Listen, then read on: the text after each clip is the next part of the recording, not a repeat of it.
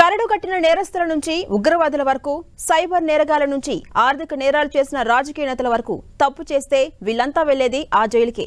దేశంలోనే అతిపెద్దదైన తీహార్ జైలు ఇప్పుడు మరోసారి వార్తల్లోకి ఎక్కింది. ఇప్పుడు ఎమ్మెల్సీ కవిత ఈడీ విచారణ ముగిసిన తర్వాత కేజ్రీవాల్ కూడా తీహార్ జైలుకే వెళ్లబోతున్నారు. హై ప్రొఫైల్ గ్యాంగ్స్టర్స్ నేరస్తులకు care of address Tihar jail. అదే దాని స్పెషాలిటీ. ఇంతకీ అదెక్కడుంది? Let's watch.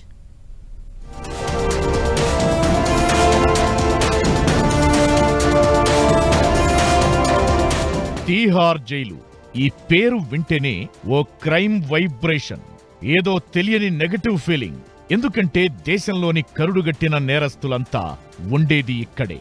సంచలనం సృష్టించిన కేసుల్లో ఏ ప్రముఖ వ్యక్తో లేక మోస్ట్ వాంటెడ్ టెర్రరిస్టో అరెస్ట్ అయ్యారంటే వాళ్ల శ్రీకృష్ణ జన్మస్థానం, వాళ్ల కేర్ ఆఫ్ తీహార్ జైలే.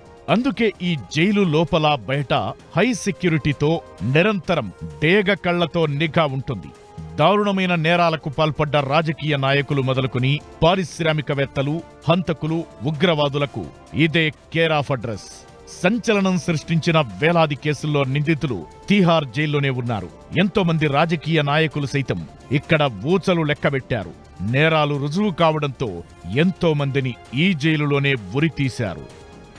దేశ రాజధాని ఢిల్లీలో ఉన్న చాణక్యపురి నుంచి 7 కిలోమీటర్ల దూరాన ఉన్న తీహార్ గ్రామంలో ఈ జైలు ఉంది. అందుకే ఎక్కువగా తీహార్ జైల్ అని అంటారు. ఈ జైలు భారతదేశంలోనే కాక దక్షిణాసియాలోనే అతిపెద్ద కారాగార ప్రాంగణం. ఈ జైలులో 6,251 మందికి సరిపడా వసతులున్నా ఎప్పుడూ అంతకన్నా ఎక్కువ మంది నిందితులే ఉంటున్నారు. న్యాయ విచారణ ఎదుర్కొంటున్న అండర్ ట్రయల్ ఖైదీలంతా ఇందులోనే ఉంటారు. ఈ జైలులో ఎప్పుడూ 10,000కు మించి ఖైదీలను ఉంచుతూ వస్తున్నారు. ఈ జైలులో ఖైదీలకు ఉదయం 5 గంటలకు టిఫిన్ పెడతారు. అందులో రోటీ, చపాతీ, పూరీలు, పప్పును అందిస్తారు. మధ్యాహ్నం 12 గంటలకు పప్పు, అన్నం, సబ్జీ పెడతారు. రాత్రి కూడా ఇదే మెనూ ఉంటుంది. వారానికి 2 సార్లు ఖీర్ పెడతారు. ఇక ఖైదీలకు ఇక్కడ నాన్ వెజ్ ఫ్రీగా పెట్టరు. వారు కష్టపడిన డబ్బులతో క్యాంటీన్లో కొనుక్కుని తినాల్సి ఉంటుంది. ఇక కోర్టు అనుమతి ఉన్న ఖైదీలకు ప్రత్యేక వసతి, ఇంటి భోజనం అనుమతి ఉంటుంది.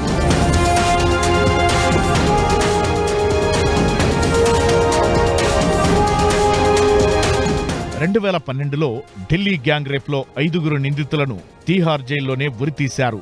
మాజీ ప్రధాని ఇందిరాగాంధీ హత్య కేసులో అత్యంత కీలకమైన కేహార్ సింగ్, సత్వంత్ సింగ్లను ఈ జైల్లోనే నిర్బంధించారు.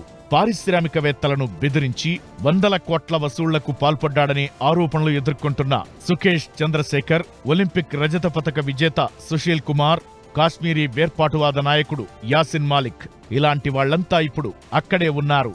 ఢిల్లీ లిక్కర్ స్కామ్ లో అరెస్ట్ అయిన మనీష్ సిసోడియా, ఆప్ ఎంపీ సంజయ్, మనీ లాండరింగ్ కేసులో ఆరోపణలు ఎదుర్కొంటున్న ఢిల్లీ మినిస్టర్ సత్యేంద్ర జైన్ తీహార్ జైల్లోనే ఉన్నారు.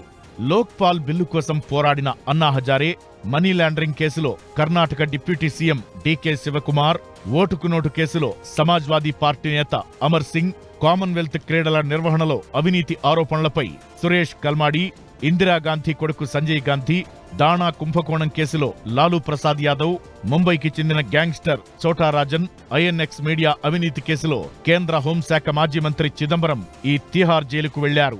2G స్పెక్ట్రమ్ కేసులో అరెస్ట్ అయిన డి రాజా, కనిమొళి, ఇప్పుడు లిక్కర్ కేసులో ఎమ్మెల్సీ కవిత తీహార్ జైలుకే వెళ్లాల్సి వచ్చింది.